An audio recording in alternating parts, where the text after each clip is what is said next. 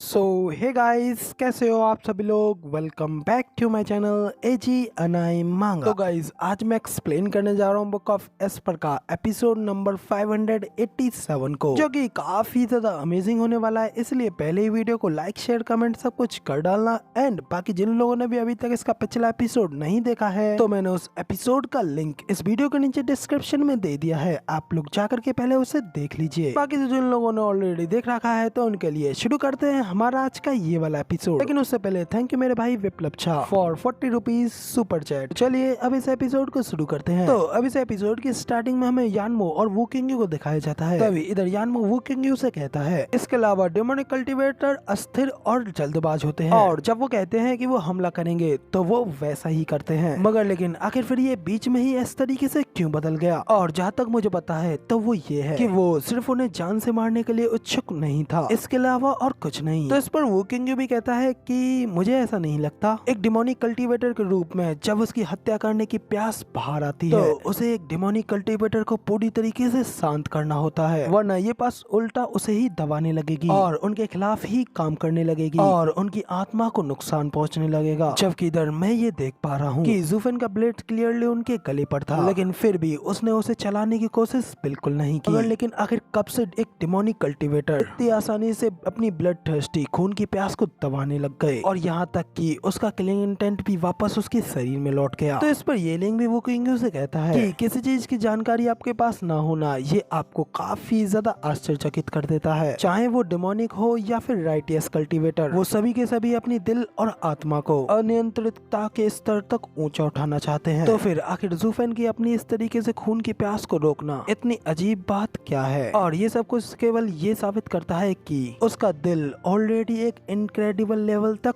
पहुंच चुका है, यहाँ तक कि हमारे कई एल्डर से भी ऊपर और इवन की मुझसे भी ऊपर। हालांकि मुझे ये लगता है कि आखिर उसने ऐसा क्यों किया, और क्या ये वाकई में एक दोस्ती के कारण ही था। मगर लेकिन ये तो कहीं से भी डिमोनिक पाथ का रास्ता नहीं है। इधर तभी हमें कहीं दूर साइड पर दोनों एक्सीलेंटर को भी दिखाया जाता है। इधर एक्सीलेंट हायरन भी जूफेन के इस एक्शन को देख कहते हैं कि बाई मी जरा देखो इस लड़के को, ये लड़का बिल्कुल वैसा है जैसा कि हम पहले हुआ करते थे। इस पर एक्सीलेंट बाई मी भी कहते हैं कि हाँ बिल्कुल सही, ये एक ऐसा रीजन है जिसे कि कई सारे लोग नहीं देख पाते, जबकि डिमोनिक और राइटियस दोनों ही एक दूसरे के विरोधी हैं, और वो सभी एक ही डेस्टिनेशन के ऊपर जाने वाले पाथ के ऊपर है। और जो लोग इसकी खोज करते हैं तो उनके बीच में इस तरीके का एक रिश्ता बन जाता है, जो कि होना काफी ज्यादा स्वाभाविक है, और बिल्कुल हमारी ही तरह जूफेन और स्वॉर्ड सेक्ट के बीच में ये चीज है। तो इस पर एक्सीलेंट हायरन भी कहते हैं कि हाँ तुमने बिल्कुल सही कहा, मोर्टल्स हमेशा ग्लोरी और धन की खोज में रहते हैं और उसके पीछे पीछे भागते हैं, जिससे वो कल्टीवेशन को खुद से बिल्कुल अलग नहीं कर पाते।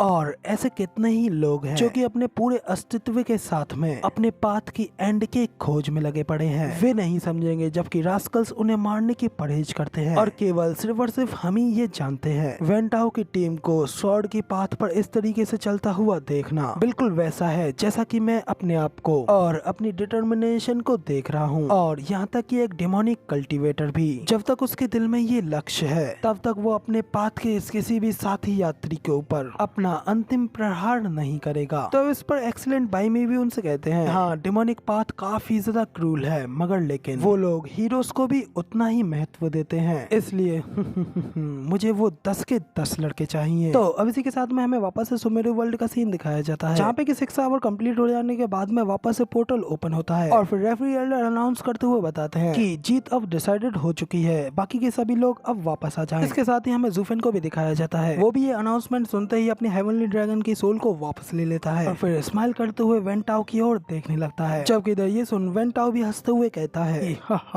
आखिरकार हम लोग हार गए। जूनियर ब्रदर्स चलो वापस चलते हैं, और किसी को भी निराश होने की कोई जरूरत नहीं है। हम लोग भले ही इस चैलेंज को हार चुके हैं, लेकिन ऐसा हमारी स्वॉर्डमैनशिप की वजह से नहीं हुआ है, जिसका मतलब हम लोग अभी भी अपने इस स्वॉर्डमैनशिप के पाथ पर चल सकते हैं, और इसी तरह एक दिन हम लोग इस मॉन्स्टर को जरूर लड़ाएंगे और अपने ऊपर ऊपर लगी इस शर्म को धो डालेंगे। इस पर पीछे से ज़ूफेन भी वेंटाओ से कहता है कि क्या तुम पक्का श्योर हो इस चीज के लिए। इस पे वेंटाओ कहता है कि हाँ मैं श्योर हूँ, मैं श्योर हूँ कि अगली बार सिर्फ और सिर्फ हम लोग ही जीतेंगे। तो इस पर ज़ूफेन कहता है कि हालांकि मैं आशा करता हूँ अगली बार जब हम सभी लोग लड़ेंगे तो तुम 10 लोग भी उसमें मौजूद हो। ज़ूफेन की ये बात सुनकर तो वेंटाओ के बाकी के सभी लोग भी काफी ज्यादा एक्साइटेड हो जाते हैं और खड़े होते हुए कहते हैं कि हाँ हम लोग ये जरूर करेंगे। पर उन लोगों के इतने ज्यादा जज्बे को देख करके ज़ूफेन भी उन पर रेस्पेक्ट शो करता है, जबकि इधर ज़ूफेन के बाकी के सभी घायल साथी भी एक एक कर करके उठने लगते हैं। और तभी की चैंग लोंग के सामने वेंटाओ आता है और अपनी रेस्पेक्ट शो कराते हुए उसकी मदद के लिए अपने हाथ को आगे बढ़ाता है, उससे कहता है कि चलो ब्रदर हम लोग एक साथ चलते हैं। तो अब की चैंग लोंग के इस बिहेवियर को देख कर तो इधर की चैंग लोंग भी थोड़ा स्माइल करता है और उससे अपनी दोस्ती का हाथ आगे बढ़ाता है। इसके बाद वेंटाओ के बाकी के सभी साथी भी ज़ूफेन की टीम की एक एक करके मदद करने लगते हैं और उन्हें सहारा देते हुए अपने साथ एग्जिट से बाहर ले जाने लगते हैं। पीछे से ज़ूफेन उन सभी को ये सब करते हुए देख रहा होता है। तभी पीछे से ज़ीटियान भी ज़ूफेन को आवाज लगाते हुए कहता है, ज़ूफेन ये बात भले ही इग्नोरेंट और बेशर्मी बड़ी लग सकती है, लेकिन फिर भी मैं अगली बार तुम्हें फिर चुनौती दूंगा और ये सब कुछ मेरे लिए तुम्हें हराने के लिए नहीं है बल्कि अपनी शॉर्टमैनशिप को और ज्यादा ग्रो करने के लिए है और तब मैं तुम्हें अकेला ही चैलेंज करूंगा। लेकिन इस बार तो तुमने मुझे उन 9 सीनियर ब्रदर के साथ में हरा दिया, लेकिन फिर भी मैं अपने आप को और ज्यादा ग्रो करता रहूंगा। तो अब ज़ीटियान की ये सारी बातें सुनने के बाद में तो ज़ूफेन भी उसकी ओर स्माइल करने लगता है। ज़ीटियान मेरी आंखों ने स्वॉर्ड गॉड सेक्ट को अब कैच कर लिया है और ये वो आखिरी टीम है जिसने की वाकई में इस टीम बैटल को जीता है, जबकि मैंने तो केवल इस सिंगल बैटल को ही जीता है। तो अब ज़ूफेन की ये बात सुनकर के ज़ूफेन उन लोगों की रेस्पेक्ट करता है और उन लोगों को रेस्पेक्ट शो करा रहा है। ये सुनकर ज़ीटियान भी स्माइल करता है और इसी के साथ में यहाँ पे हमारा सीन चेंज होता है। इसके बाद हमें उन सभी लोगों को सुमेरु वर्ल्ड के एग्जिट पोर्टल से बाहर निकलते हुआ दिखाया जाता है और दोनों ही टीम के सभी मेंबर्स एक साथ वहां से बाहर निकल आते हैं। जबकि इस मैच को देख करके तो बाकी की सभी ऑडियंस भी काफी ज्यादा एक्साइटेड हो जाती है और फिर वो लोग उन सभी को शाबाशी देते हुए कहते हैं, sword God sect and demon scamming sect तुमने बहुत अच्छा काम किया और आज ये सब देख करके लगता है कि डीमन और राइटियस सेक्ट दोनों में ही एक सामान्यता है। ऑडियंस में और लोग भी कहते हैं कि हाँ बिल्कुल सही, कम से कम कभी हार ना मानने की उनके अंदर की इस स्पिरिट ने उन दोनों सेक्टों को ही आज एक साथ कर दिया है। वाकई में ये काफी ज्यादा बढ़िया जोड़ी है। तभी रेफरी एल्डर भी उन सभी लोगों के इतने ज्यादा जोश को देखने के बाद और इस बेहतरीन मैच को देखने के बाद में अनाउंस करते हुए कहता है इस शानदार बैटल का विनर है डीमन स्कैमिंग सेक्ट। साथ ही फिर रेफरी एल्डर अपने मन में भी कहते हैं इतने ज्यादा लंबे समय के बाद में मैंने इतना ज्यादा ग्रेट मैच देखा है। उन लोगों के मैच की इतनी अच्छी जोड़ी को देख करके तो सुपीरियर 3 सेक्ट के राइटियस सेक्ट का यंग मास्टर करते हुए कहता है कि ये सब कुछ बिल्कुल बकवास है। डिमोनिक और राइटियस दोनों ही सेक्ट एक दूसरे के प्रति सिंपैथी रख रहे हैं। ये चीज तो वाकई में बेहद ही ज्यादा डिस्गस्टिंग है। हमें एक्सीलेंट हायरन और एक्सीलेंट बाइमी को भी दिखाया जाता है। लोग तो इधर इतने ज्यादा अच्छे मैच को देखने के बाद में खुश होते हैं और ना सिर्फ वो लोग बल्कि वो की टीम पर भी सभी लोग खुश होते हैं और अपनी पूरी रेस्पेक्ट के साथ में ज़ूफेन को ही देख रहे होते हैं। जबकि तभी हमें सिस्टर चुचू को भी दिखाया जाता है। तो भी ये सब कुछ देख फेरी सुई और डेनियर से कहती हैं कि क्या तुम लोगों ने देखा कि यहाँ तक कि एक अच्छे अपोनेंट के प्रति भी